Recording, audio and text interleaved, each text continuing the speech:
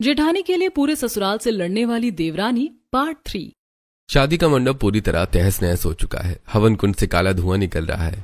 सुमन, श्रद्धा और कीर्ति चंडी का रूप धारण किए आगे खड़ी हैं। सामने माया दलाल और उसकी बेटी पनौती दुल्हन के चमकीले लाल जोड़े में थर थर कांप रही है। आसपास के पड़ोसियों की भारी भीड़ जमा है। क्या देख रही हो? दीदी, मैं। दीदी मत बोलो मुझे, मुंह बंद रखो अपना।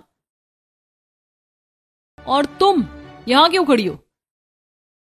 बहू, मेरी बात तो सुनो, हमारी कोई गलती नहीं है। वाह, गलती नहीं है सीता भाभी की, और नागिन की जिंदगी बर्बाद कर दी और कहती हो गलती नहीं है। घर का तमाशा सभी देख रहे थे, तभी कुछ पड़ोसी, अरे विमला देख, आई थी बड़ी इस घर की मालकिन बनने, सीधे मुंह के बल गिरी। लालची के घर में तो रोज नया तमाशा होता है। सही कहा शांता, जैसी माँ वैसी बेटी। लालच करने आई थी, अब सड़क पर कौड़ियां चुनेगी। बहू ने अच्छा सबक सिखाया। वाह बहू वाह, मजा आ गया। इस क्रांति ने पूरे मोहल्ले का जीना हराम कर रखा था। आज इसके कर्मों का फल इसे मिल गया। जैसी करनी वैसी भरनी। सही कहा, बेटियों और बहुओं को सताने वाली सास को तो सड़क पर ही आना चाहिए। अच्छा किया इन्हें बाहर निकाल कर। चल सीधे कदम बाहर बढ़ा। छोड़ो मुझे, मेरा हाथ दुख रहा है। अरे छोड़ो मेरी बच्ची को, तरस खाओ। तरस? तुम जैसी लालची औरतों पर कभी नहीं। चलो निकलो यहां से। पंडित जी, अब क्या तुम जालसाजों को बाहर निकालने के लिए कोई विशेष राहुकाल या मुहूर्त निकलवाना पड़ेगा? अरे नहीं नहीं बहू जी, मैं तो जा रहा हूँ। आज के बाद इस चौखट के आसपास भी मत दिख जाना। तुम तीनों बहुत बुरा कर रही हो मेरे साथ। बुरा तो अब शुरू होगा अगर दोबारा यहाँ पैर रखा तो।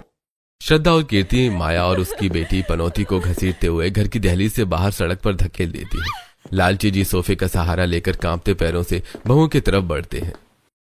बेटा मुझे माफ कर दो। अब इन बातों का क्या फायदा बाबूजी? इन दुष्ट औरतों की वजह से तुम बच्चों के साथ इतना घोर अनर्थ हुआ।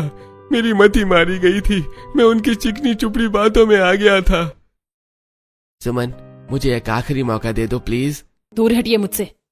मुझसे दोबारा वही गलती हो गई सुमन। मेरे कान इतने कच्चे निकले कि मैंने अपनी उस कपटी माँ पर भरोसा कर लिया।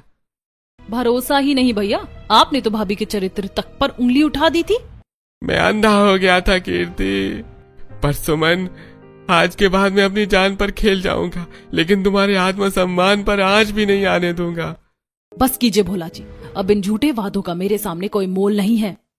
ऐसा मत कहो सुमन, मैं जी नहीं पाऊंगा। इंसान से गलती एक बार होती है तो समझ आता है, लेकिन दूसरी बार? सुमन जैसे अपना बैग उठाने के लिए कमरे की तरफ बढ़ने लगती है, भोला बुरी तरह से रोने लगता है। अंकित, शिवांग, अपनी भाभी को रोको भाई। अंकित और शिवांग तुरंत लपक कर श्रद्धा और कीर्ति के सामने हाथ जोड़कर खड़े हो जाते हैं। श्रद्धा प्लीज, बड़े भैया का घर बचा लो, भाभी को समझाओ। हम क्यों समझाएं? जब भाभी पर आफत आई थी तब भैया कहाँ थे? कीर्ति, हम मानते हैं कि भैया की गलती माफी के लायक नहीं है, पर भैया दिल के बुरे नहीं है। माँ के बुने जाल को समझ नहीं पाए। हमारी खातिर भाभी को रोक लो। भाभी, हम जानते हैं कि भैया ने आपके साथ बहुत बड़ा पाप किया है, लेकिन अगर आप चली गई तो हमारा ये परिवार बिखर जाएगा। हाँ भाभी, इन तीनों भाइयों को अपनी गलती का एहसास हो गया। सुबह का भूला अगर शाम को घर लौट आए तो उसे भूला नहीं कहते। हमारी खातिर इस टूटते हुए घर को एक आखिरी मौका दे दीजिए। ठीक है, सिर्फ और सिर्फ तुम दोनों बहनों के इस प्यार की वजह से मैं रुकने के लिए तैयार हूँ, वरना इस आदमी का मुंह भी नहीं देखना चाहती थी मैं। Thank you Suman, thank you.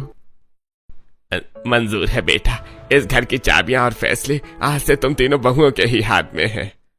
बहुओं की एकता के आगे आखिरकार पूरे ससुराल को झुकना ही पड़ा।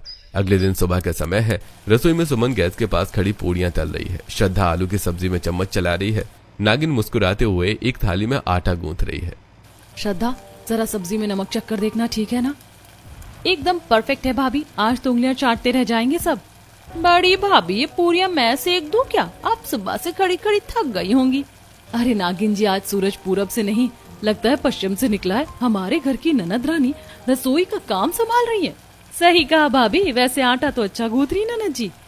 तक, आप दोनों तो बस मेरी खिंचाई करने में लगी रहती हो। मैं तो अपनी प्यारी भाभीयों की मदद कर रही हूँ। खाना बनाने के बाद भोला, अंकित और शिवांग टेबल पर बैठे हैं। लालची जी अखबार पढ़ रहे हैं। बहुएं और नागिन खाना लेकर आती हैं।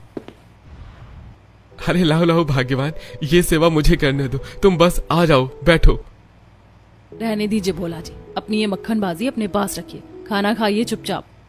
श्रद्धा, आज तो खुशबू से ही पेट भर गया। सच में घर की मुर्गी दाल बराबर समझ रखी थी हमने, पर तुम्हारी बनाई सब्जी का कोई जवाब नहीं। अच्छा, बड़ी तारीफें सूझ रही है, कल तक तो हम चोर थे ना। अरे बाबा, पुरानी बातें मिट्टी पाओ, भूल जाओ। वाह, स्वाद आ गया। सच कहूँ तो बच्चों, आज बरसों बाद इस घर की हवा में शांति महसूस हो रही है। कपटी लोग घर से बाहर गए तो घर में लक्ष्मी का वास हो गया। बाहर पापा, ये लक्ष्मी, सरस्वती और पार्वती तीनों बहुएं अब इस घर को कभी बिखरने नहीं देंगी। बिल्कुल सही कहा नागिन, इस घर की असली कमान अब हमारी बहुओं के हाथ में ही है। सभी लोग खुश होकर खाना खाते हैं। फिर शाम का समय है, पूरा परिवार चाय पीने के लिए बैठा है। तभी अंकित फोन में कुछ देखते हुए चहकता है। अरे भैया सुनो तो, बाहर जून के महीने में इतनी चिलचिलाती धूप और तेज गर्मी पड़ रही है, क्यों ना हम सब लोग मिलकर कहीं ठंडी जगह पर घूमने चलें। बात तो बिल्कुल 16 आने सच है अंकित, और वैसे भी तीनों बच्चियां सिद्धि, रिद्धि और मान्या भी हॉस्टल से छुट्टियों में वापस आने वाली हैं। हाँ, बच्चियों का फोन भी आया था, कह रही थी कि इस बार छुट्टियों में कहीं बाहर घूमने ले जाना पापा। तो फिर सोचना क्या, शादी के बाद से हम तीनों भाइयों में से किसी का भी आज तक हनीमून नहीं हुआ है। इसी बहाने हम सब भी घूम भी आएंगे और बच्चियों की भी मौज हो जाएगी। वाह, ये तो बहुत बढ़िया प्लान है। ननद जी, तुम भी हमारे साथ चलो, पहाड़ों में खूब मजा आएगा। नहीं नहीं श्रद्धा भाभी, आप लोग जाओ भला, आप तीनों जोड़ों के बीच में मैं कबाब में हड्डी बनकर क्या करूंगी। आप लोगों का हनीमून ट्रिप है, अच्छे से एंजॉय करो। और बाबूजी, आप भी चलिए ना हमारे साथ। अरे नहीं नहीं बेटा, इस बुढ़े की हड्डियां अब मनाली के पहाड़ नहीं चढ़ पाएंगी। तुम सब बहुएं बच्चों को लेकर जाओ, मैं और नागिन यहाँ से घर संभालेंगे। तीनों जोड़े मनाली के खूबसूरत पहाड़ देखने के लिए निकल पड़ते हैं। मनाली पहुंचकर भोला और सुमन बोटिंग नाव में बैठे हैं। अंकित और श्रद्धा मनाली के मॉल रोड पर गर्मा गर्म मोमोज और भुट्टा एक ही प्लेट में से खा रहे हैं। वहीं शिवांग और कीर्ति एक खूबसूरत सेब के बाग गार्डन में हाथ पकड़कर टहल रहे हैं। तीनों बच्चियां सिद्धि, रिद्धि, मान्या नदी के किनारे पत्थरों पर कूद रही हैं। हाय रब्बा, भोला जी देखिए पानी कितना ठंडा है, यहाँ आकर तो दिल्ली की सारी गर्मी भूल गए। तुम्हारी खुशी से बढ़कर मेरे लिए कुछ नहीं है सुमन। भगवान करे हमारी खुशियों को अब किसी की नजर न लगे। पूरा एक हफ्ता मनाली में बिताकर पूरा परिवार हाथों में बैग और मनाली के सेब की पेटियां लिए थका हारा मुस्कुराते हुए घर लौटता है। जैसे ही सुमन और श्रद्धा अंदर कदम रखने वाली होती हैं, उन्हें अंदर से नागिन की फुसफुसाती हुई आवाज सुनाई देती है। हेलो, हाँ तुम चिंता मत करो, यहाँ सब सेट है, तुम बस जल्दी से जल्दी अपनी तैयारी पूरी करो। तभी सुमन और श्रद्धा दबे पांव नागिन के ठीक पीछे आकर खड़ी हो जाती हैं। श्रद्धा अचानक नागिन के कंधे पर हाथ रखती है। अरे नागिन जी, आधी रात को बंद कमरे में छुपकर किससे इतनी लंबी लंबी बातें हो रही हैं? अरे श्रद्धा भाभी, बड़ी भाभी, आप लोग कब आए पहाड़ों से? हम तो अभी अभी आए नागिन जी, पर आप इतनी घबराई हुई क्यों हैं? अरे भाभी, वो तो मेरी सहेली का फोन था। अच्छा, आप लोग बहुत थक गए होंगे ना, आप बैठो, मैं आप सबके लिए कड़क अदरक वाली चाय बनाती हूँ। नागिन जैसे तेजी से पैर पटकती हुई रसोई की तरफ भागती है और सफर के बैग्स कमरों में रखने के बाद तीनों बहुएं सुमन, श्रद्धा और कीर्ति वापस अपनी पुरानी दिनचर्या में लौट आती हैं। अगली सुबह नागिन अचानक हॉल में कूदती उछलती हुई आती है। अरे भाभी सुनो तो, आज हमारे घर में बहुत बड़ी खुशखबरी आने वाली है। अरे नागिन जी, सुबह सुबह इतना क्यों उछल रही है? शांत हो जाइए, पैर में मोच आ जाएगी। क्या खुशखबरी है? भाभी, आज मेरी वो आने वाली है, मेरी बहुत प्यारी बहन आ रही है यहाँ रहने के लिए। बहन? कौन सी बहन ननद जी? हमारी तो आपके अलावा कोई और ननद इस घर में है नहीं, फिर ये बहन कहाँ से टपक पड़ी? और श्रद्धा भाभी, हमारे दिवंगत मामा मामी की इकलौती बेटी है जो अब तक पहाड़ हॉस्टल में रहकर पढ़ाई कर रही थी। अब उसकी पढ़ाई पूरी हो गई है तो वो हमारे घर आ रही है। तभी सोफे पर बैठा भोला, अंकित और शिवांग भी खुश हो जाते हैं। वैसे ननद जी, आपकी उस बहन का नाम क्या है? उसका नाम है चिंगारी। चिंगारी? हे भगवान, इस घर में कितने अजीब अजीब और खतरनाक नाम है ना। एक हमारी ननद नागिन, चलो वो तो जैसे तैसे सुधर गई, अभी चिंगारी, ये कौन सी नई आफत और बला है भाई? तभी अंदर के कमरे से ससुर लालची जी हाथ में फोन पकड़े बात करते हुए मुस्कुराते हुए आते हैं। अरे बच्चों, सुना तुम सबने? आज तो इस घर में एक और बड़ा मेहमान आने वाला है। तुम्हारी मौसी आ रही हैं। क्या मौसी? बाबूजी, अब ये कौन सी मौसी आ रही है? चलो भाई, नाम तो बड़ा रसीला और मीठा लग रहा है। भगवान करे कि वो अपने स्वभाव से भी सचमुच रसीली ही हो। सही कहा भाभी, वरना आसमान से टपके और खजूर परटके वाला हाल हो जाएगा हमारा। वैसे बाबूजी, मौसी जी और चिंगारी जी कब तक आ रही हैं? हाँ बहू, दोनों आज शाम तक ही आ जाएंगी। चिंगारी सीधे अपने शहर के हॉस्टल से आ रही है और रसीली मौसी अपने गांव से पूरा तामझाम लेकर आ रही हैं। जी बाबूजी, हम अभी से रसोई की तैयारी में जुट जाते हैं। तीनों बहुएं रसोई में पकवान बनाने की तैयारी करने लगती हैं। अब शाम का समय है। घर का मुख्य दरवाजा खुलता है और जीन्स टॉप पहने हाथ में एक ट्रेंडी ट्रॉली बैग लिए चिंगारी अंदर कदम रखती है। उसे देखते ही नागिन उसके गले लग जाती है। दीदी, हमारी वो जहरीली बुआ कहाँ है? और मेरी सगी मौसी क्रांति देवी कहीं दिखाई नहीं दे रही। चिंगारी, आज के बाद इस घर में खड़े होकर मेरे सामने अपनी मौसी और उस बुआ का नाम भूलकर भी मत लेना। अरे पर क्यों दीदी, क्या हुआ? उस कमबख्त माँ ने मेरे साथ जो घिनौना खेल खेला है ना, पैसों के लिए मेरी खुशियां बेची, वैसा तो कोई सगी माँ अपनी औलाद के साथ सपने में भी नहीं कर सकती। मैं आज के बाद उनका नाम भी नहीं सुनना चाहती, वो मेरे लिए मर चुकी हैं। ओहो, अच्छा ठीक है दीदी, ठीक है, कोई बात नहीं, मैं आगे से उनका नाम नहीं लूंगी, मुझे माफ कर दो। देख श्रद्धा, नागिन जी तो सचमुच अपनी माँ से नफरत करने लगी। बेचारी का दिल टूट गया है। हाँ भाभी, मुझे भी यही लग रहा है। तभी दरवाजे रसीली मौसी आती हैं। उनके एक हाथ में दशहरी आम की पूरी पेटी है, दूसरे हाथ में शुद्ध देसी घी का बड़ा डिब्बा है। उनके पीछे एक ऑटो वाला सिर पर तरबूज की बोरी और सत्तू के पैकेट लादे अंदर आता है। अरे रसीली, तुम तो पूरा का पूरा गांव ही अपनी पीठ पर उठा कर ले आई क्या? अरे जीजा जी, अपनी बहनों के घर क्या खाली हाथ ठन ठन गोपाल बनकर आती। मुझे पता चला कि मेरी उस कमबख्त और कुलक्षणी बहन क्रांति ने यहाँ क्या क्या गुल खिलाए हैं। अजी मेरी बहन भले ही वैसी कपटी और नीच निकल गई, पर मैं अपने इन मासूम बच्चों भांजों को थोड़ी ना मजेदार में छोड़ सकती हूँ। तभी भोला, अंकित और शिवांग भागते हुए आते हैं और मौसी के पैर छूते हैं। प्रणाम मौसी जी, प्रणाम मौसी जी। देखो सुमन, देखो श्रद्धा, कीर्ति, पूरे खानदान में हमारी मम्मी की तरफ से अगर कोई सबसे दयालु, नेक और बढ़िया इंसान है तो वो यही हमारी रसीली मौसी है। वैसे तुम्हारे इस खानदान के सारे लोगों के नाम भी निराले और काम भी निराले हैं। सुमन, श्रद्धा और कीर्ति आगे बढ़कर रसीली मौसी के पैर छूती है। मौसी तीनों के सिर पर हाथ रखकर भावुक हो जाती है। हाय रब्बा, कितनी सुंदर और साक्षात देवियों जैसी बहुएं हैं मेरी। इन्हें देखकर तो ऐसा लग रहा है जैसे घर में एक साथ लक्ष्मी, सरस्वती और पार्वती साक्षात उतर आई हूँ। इतनी गुड़ी और संस्कारी बहुएं पाकर तो जीजा जी आप सचमुच धन्य हो गए। मौसी जी, आप थक गई होंगी, बैठिए, मैं आपके लिए ठंडा पानी और शरबत लाती हूँ। हाँ बेटा लाओ, पर मैं सोच रही हूँ कि इस घर में साक्षात देवियां तो आ गई हैं, लेकिन ये जो नागिन यहाँ खड़ी है, मुझे तो ये डर है कि ये सुधरी भी है या नहीं। ये कब अपना फन उठा ले, क्या भरोसा। अरे नहीं मौसी जी, आप थोड़ा गलत समझ रही है। हमारी नागिन जी तो अब पूरी तरह सुधर चुकी है। अच्छा, अब मैं भी देखूं कि ये नागिन कैसे सुधर गई। सांप चाहे कितना भी केचुल बदल ले, वो अपना जहर नहीं छोड़ता। गुस्से से नागिन का चेहरा लाल होने लगता है, पर वो खुद पर काबू रखती है। अरे मौसी, आप भी ना, इतने दिनों बाद तो हम सब लोग मिले हैं, कहाँ तो कुछ हंसी मजाक और मस्ती करनी चाहिए, और आप ये कैसी पुरानी और कड़वी बातें लेकर बैठ गई हो। छोड़ो ना ये सब। हाँ मौसी, चिंगारी बिल्कुल सही कह रही, फालतू बातें छोड़ो, चलो सब मिलकर आम खाते हैं। चिंगारी ने बहुत ही शातिर तरीके से बात को संभाल लिया और सबके दिमाग में शक का कीड़ा निकाल दिया। रात के खाने का समय हो चुका है। रसोई में श्रद्धा और सुमन मिलकर खाना परोस रही हैं। तभी सुमन गरम गरम पूड़ियों और मसालेदार सब्जी का बड़ा कटोरा लेकर डाइनिंग टेबल पर आती है। उसमें से तेज खुशबू और धुआं निकलता है।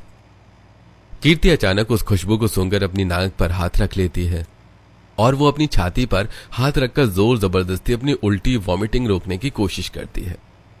अरे कीर्ति, क्या हुआ तुझे? तेरा चेहरा अचानक इतना सफेद क्यों पड़ गया? श्रद्धा, मुझे इस सब्जी की महक से बहुत अजीब सा लग रहा है। मेरा जी बुरी तरह मिचला रहा है। कीर्ति बिना एक पल गवाए दौड़कर वॉश बेसिन की तरफ भागती है और जोर जोर से उल्टियां करने लगती है। श्रद्धा, दौड़ कर जा और अलमारी से डॉक्टर का नंबर निकाल। ये उल्टियां बीमारी की नहीं है। हाय रब्बा जीजा जी, आपकी सूनी हवेली में लगता कान्हा जी के घुंघरू बजने वाले तो खुशखबरी के लक्षण है। थोड़ी देर बाद कीर्ति बेड पर लेटी है। एक लेडी डॉक्टर उसके हाथ की नब्ज चेक कर रही है। कमरे के बाहर पूरा परिवार खड़ा है। डॉक्टर मुस्कुराते हुए कमरे का दरवाजा खोलकर बाहर आती है। डॉक्टर साहब, मेरी कीर्ति ठीक तो है ना? कोई गंभीर बात तो नहीं है? अरे घबराइए मत, पेड़े और मिठाइयाँ तैयार रखिए, बहुत जल्द आप पापा बनने वाले। कीर्ति माँ बनने वाली, शी इज प्रेग्नेंट। डॉक्टर के मुंह से ये शब्द निकलते ही शिवांग खुशी के मारे हवा में उछल पड़ता है और भावुक होकर उसका हाथ चूम लेता है। ए भगवान, तेरा लाख लाख शुक्र है, आज मेरे घर की रौनक वापस आ गई। भोला, अंकित, जाओ दौड़कर पूरे मोहल्ले में 5 किलो शुद्ध देसी घी के लड्डू बंटवा दो।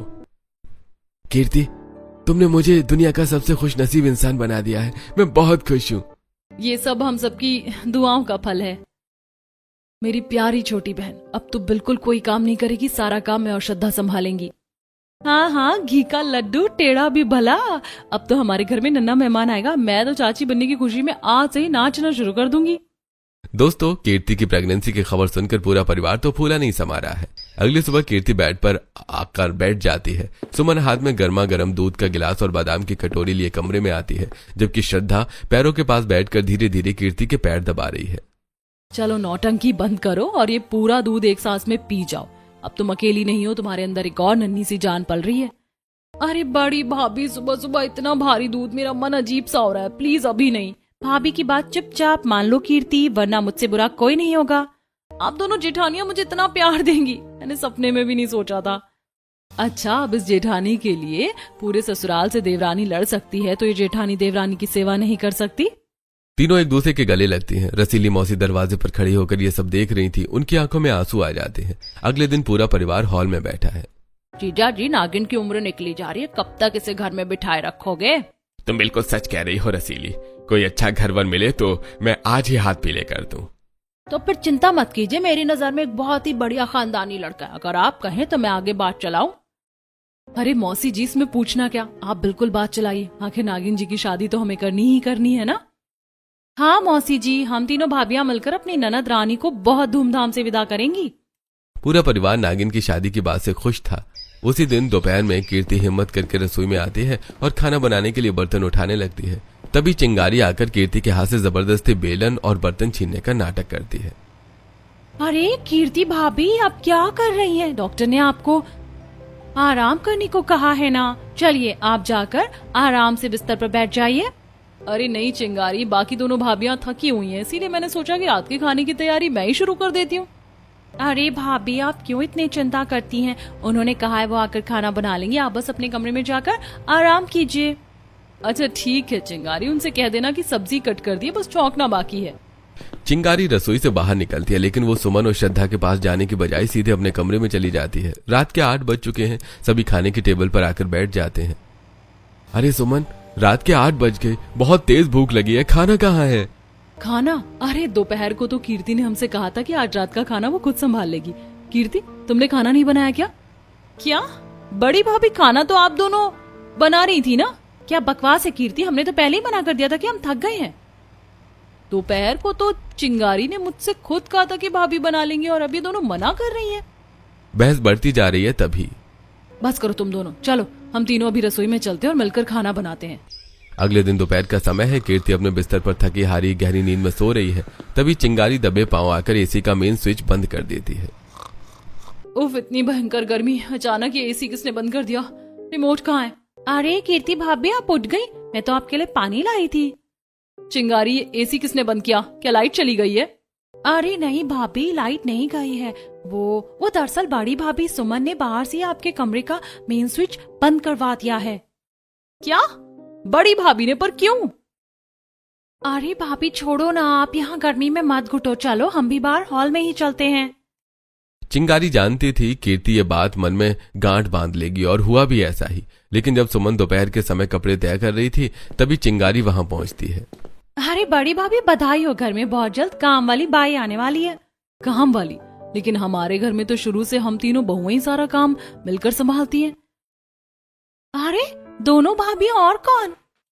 अच्छा, मैं भी देखती हूँ कि ये दोनों कैसे मुझसे बिना पूछे इस घर में काम वाली रखती हैं। सुमन को तीली लगाकर चिंगारी चली जाती है। कुछ दिन ऐसे ही गुजरते हैं। आज श्रद्धा और कीर्ति का जन्मदिन है। सुमन उनके लिए एक बड़ा सरप्राइज प्लान करने का सोच रही थी। तभी चिंगारी दबे पांव कमरे में आती है। बड़ी भाभी, आप यहाँ अकेले बैठी क्या सोच रही हैं? हाँ चिंगारी, आज श्रद्धा और कीर्ति का जन्मदिन है। मैं सोच रही हूँ कि शाम को उनके लिए एक बढ़िया सा सरप्राइज केक और पार्टी प्लान करूँ। हाय रब्बा भाभी, आप कितनी भोली हो। आप उन दोनों के लिए सरप्राइज प्लान कर रही हो और वो दोनों नीचे बैठकर आपके बारे में कैसी कैसी घिनौनी बातें कर रही हैं। क्या? वो दोनों मेरे बारे में क्या बोल रही थी? भाभी, श्रद्धा कह रही थी कि बड़ी भाभी सुमन तो नंबर 1 की कंजूस मक्खी चूस हो गई है। कीर्ति क्या कह रही थी? वो कह रही थी कि ये बड़ी भाभी खुद तो भोला भैया को कभी खुश रख नहीं पाई और न जाने क्या क्या। भाभी, मुझे तो सुनकर रोना आ गया। बस चिंगारी, बहुत सुन लिया मैंने। अब सरप्राइज नहीं होगा, मैं उन्हें बर्थडे विश तक नहीं करूंगी। शाम को श्रद्धा और कीर्ति होटल जाने का प्लान बना रही हैं, तभी चिंगारी आती है। अरे श्रद्धा भाभी, कीर्ति भाभी, आप लोग कहीं बाहर जाने की तैयारी कर रही हैं क्या? हाँ चिंगारी, आज हमारा बर्थडे है ना, तो अंकित और शिवांग कह रहे थे कि पूरे परिवार को लेकर बाहर किसी अच्छे होटल में चलते हैं। ओहो भाभी, मत जाना। बड़ी भाभी बोल रही थी कि ये दोनों देवरानियां बहुत लालची और तेज हो गई हैं। हद हो गई है बड़ी भाभी की। अगर उन्हें हमसे इतनी ही नफरत है तो हम भी उन्हें साथ नहीं ले जाएंगे। अंकित और शिवांग तैयार होकर आते हैं और बाकी सबको बुलाने जाने लगते हैं। तभी श्रद्धा और कीर्ति उन्हें रोक देती है और अकेली ही होटल चली जाती है। अगले दिन सुबह सुबह पता नहीं रसीली इस घर को किसकी नजर लग गई है। जब से बच्चे मनाली से घूम कर आए हैं, घर का माहौल एकदम रुका रुका और भारी हो गया है। कल दोनों छोटी बहुएं अकेले होटल चली गई और बड़ी बहू ने उनसे बात तक नहीं की। जीजाजी, बहुओं के बीच कोई बहुत बड़ी गलतफहमी हुई है। आज तो मैं आमने सामने बिठाकर बात साफ करके ही रहूंगी। सुमन बेटा, श्रद्धा, कीर्ति, जरा बाहर आओ तो सबकी सब। रसीली मौसी के बुलाने पर सुमन, श्रद्धा और कीर्ति अपने अपने कमरों से बाहर आती हैं। तीनों के चेहरे गुस्से से लाल हैं और वो एक दूसरे से नजरें भी नहीं मिलाना चाहती। हाँ मौसी जी बोलिए, अगर आप इनके बारे में बात करना चाहती हैं तो मुझे कोई बात नहीं करनी। अच्छा बड़ी भाभी, अब आप हम पर ही इल्जाम लगा रही हैं। खुद तो दिल में इतनी नफरत पाल कर बैठी हैं कि हमारे जन्मदिन पर विश तक नहीं किया और हमें लालची और तेज बता दिया। हाँ भाभी, हद तो तब हो गई जब आपने मेरे कमरे का एसी सिर्फ इसलिए बंद करवा दिया क्योंकि आपको मेरा आराम करना बर्दाश्त नहीं हो रहा था और पूरे घर में कहती फिर रही है कि मैं कामचोर हूँ। वाह, उल्टा चोर कोतवाल को डांटे। मैंने एसी बंद करवाया। तुम दोनों जुड़वा बहनों ने मेरे खिलाफ ये जो नई साजिश रची है ना, मैं सब समझती हूँ। तुम दोनों तो कह रही थी कि सुमन खुद कोई काम नहीं करती, इसीलिए घर में काम वाली भाई रखवा लो। हमने ऐसा कभी नहीं कहा। आप खुद हमसे जलने लगी जब से मैं प्रेग्नेंट हुई हूँ। अब बहुत हुआ। आज के बाद मैं बड़ी भाभी का चेहरा भी नहीं देखना चाहती। तो मुझे भी तुम जैसी एहसान फरामोश देवरानियों से कोई रिश्ता नहीं रखना। तीनों बहुएं गुस्से में तमतमाते हुए एक दूसरे को झटकती हैं। उसी समय रसीली मौसी ने नागिन के लिए जो लड़का देखा था उसका फोन आता है कि रिश्ता पक्का करने के लिए वो लोग शगुन लेकर आ रहे हैं। रसीली मौसी तुरंत तीनों बहुओं के कमरों में जाती हैं और उन्हें डांट कर बाहर लाती हैं। तुम तीनों का दिमाग खराब हो गया क्या? तुम्हारी आपस की लड़ाई अपनी जगह है, लेकिन आज हमारी ननद नागिन का रिश्ता पक्का होने जा रहा है। लड़के वाले घर आ रहे हैं। चुपचाप अपनी दुश्मनी भूलो और एक साथ मिलकर मेहमानों का स्वागत करो। नागिन की शादी की खातिर तीनों बहुएं भारी मन से एक साथ आने के लिए तैयार हो जाती हैं। लड़के वाले आते हैं, बातचीत होती है और नागिन का रिश्ता पक्का हो जाता है। अब घर में नागिन की शादी की तैयारियां जोरों पर चल रही हैं। तभी कन्यादान की बात छिड़ती है। रसीली, शादी का सब काम तो हो गया, पर मैं सोच रहा था कि कन्यादान कैसे होगा। क्या क्रांति को बुलाएं? बिल्कुल नहीं पापा, मेरी शादी में उस जालसाज औरत का नाम भी मत लीजिए। हाँ तो फिर कोई बात नहीं, हमारे घर की ये दोनों बहुएं श्रद्धा और कीर्ति मिलकर नागिन का कन्यादान कर देंगी। नहीं मौसी, मेरा कन्यादान बड़ी भाभी सुमन करेंगी। इस घर की बड़ी बहू होने के नाते हक सिर्फ उनका है। क्यों ननद जी, हम दोनों में ऐसी क्या कमी है? हाँ नागिन जी, साफ साफ कहिए ना कि आपको भी बड़ी भाभी की तरह हम दोनों छोटे वाले बेकार लगते हैं। चुप करो तुम दोनों, परंपरा के मुताबिक पहला हक मेरा है। अच्छा, तो देख लेते हैं कि आप अकेले कैसे कन्यादान करती हैं। नागिन के एक छोटे से पासे ने शादी के पवित्र माहौल में फिर से बारूद का काम कर दिया और आखिरकार नागिन की शादी धूमधाम से संपन्न हो चुकी है और सुमन ने ही कन्यादान किया। अब नागिन अपने ससुराल जा चुकी है। कुछ दिन बाद श्रद्धा कमरे से बाहर निकलती है और उसका पैर सीढ़ियों पर फिसलता है। तभी एन वक्त पर रसीली मौसी आकर उसका हाथ थाम लेती है और उसे गिरने से बचा लेती है। अरे श्रद्धा बेटा, संभल कर। ये फर्श पर इतना सारा तेल किसने फैला? अगर आज तुम्हें कुछ हो जाता तो अनर्थ हो जाता। पता नहीं मौसी जी, यहाँ तेल कैसे आया? तभी चिंगारी तुरंत मौका पाकर श्रद्धा को अकेले में ले जाती है। भाभी, आपको क्या लगता है ये तेल यहाँ अपने आप आया है? नहीं, ये सब बड़ी भाभी इनकी चाल है। वो आपके होने वाले बच्चे को मारना चाहती हैं। क्या? बड़ी भाभी ऐसा क्यों करेंगी? भाभी वो डरती हैं अगर आपके बेटा पैदा हो गया तो उनकी बेटियों को कुछ नहीं मिलेगा। वो जानबूझकर आपके बच्चे को मारना चाहती हैं। अगले दिन सुमन बाजार में सामान लेने जाती है। तभी उसकी नजर एक दूर एक सुनसान कोने पर पड़ती है जहां चिंगारी खड़ी है। सुमन छुपकर देखती है तो उसके होश उड़ जाते हैं। चिंगारी के साथ वहां माया दलाल, उसकी बेटी पनौती और जेल से पैरोल पर छूटी कांति देवी खड़ी हैं। चिंगारी सुन, अगले हफ्ते पूरे परिवार को किसी रिश्तेदार की शादी में जाना है। तू और नागिन घर पर रुकने का बहाना बनाना। कहना कि तुम दोनों घर का ख्याल रखोगी। श्रद्धा प्रेग्नेंट है इसलिए वो भी नहीं जाएगी। हाँ, जैसे ही सब लोग शादी में जाएंगे, पीछे से तुम तीनों नागिन, चिंगारी और पनौती मिलकर श्रद्धा को रास्ते से हटा देना, उसके बच्चे को मार देना और सारा इल्जाम बड़ी बहू सुमन पर लगा देना, क्योंकि श्रद्धा के दिमाग में पहले से ही सुमन के खिलाफ जहर भरा हुआ है। हे भगवान, ये लोग मेरी देवरानी और उसकी मासूम बच्चे की जान लेना चाहते हैं और नाम मेरा लगाना चाहते हैं। मुझे अपने परिवार को बचाना होगा। सुमन बाजार से दौड़कर घर आती है और सीधे रसीली मौसी के पास जाती है और रोते हुए बाजार का सारा सच बता देती है। सुमन बेटा, तू चिंता मत कर। मैं जानती थी कि मेरी बहन क्रांति और ये नागिन सुधरी नहीं है। अब हम इनका ऐसा पर्दाफाश करेंगे कि जिंदगी भर जेल की हवा खाएंगे। तू बस पुलिस को तैयार रख। शादी का दिन आता है। प्लान के मुताबिक लालची जी, भोला, अंकित और शिवांग शादी में जा चुके हैं। घर में सिर्फ श्रद्धा अकेली है। तभी नागिन, चिंगारी, माया दलाल और उसकी बेटी पनौती मिलकर श्रद्धा को जबरदस्ती घसीटते हुए छत पर ले जाती है। वो श्रद्धा को जान से मारने के लिए छत की रेलिंग से नीचे लटका देती है। छोड़ दो मुझे, मेरे बच्चे को मत मारो। नागिन, चिंगारी, दया करो। दया, अब तू और तेरा बच्चा दोनों इस दुनिया से जाएंगे और जेल तेरी प्यारी बड़ी भाभी सुमन जाएगी। तभी सुमन पुलिस और रसीली मौसी के साथ तबाही की तरह छत पर एंट्री लेती है। रुक जाओ तुम सब जालसाजों। पुलिस नागिन, चिंगारी, माया और पनौती को दबोच लेती है। सुमन और रसीली मौसी दौड़कर हवा में लटकी श्रद्धा को पूरी ताकत से ऊपर खींचती हैं और उसकी जान बचा लेती हैं। श्रद्धा जमीन पर बैठकर हाँफ रही है। रसीली मौसी पुलिस के सामने क्रांति देवी, माया, पनौती और चिंगारी का सारा कच्चा चिट्ठा खोल देती है।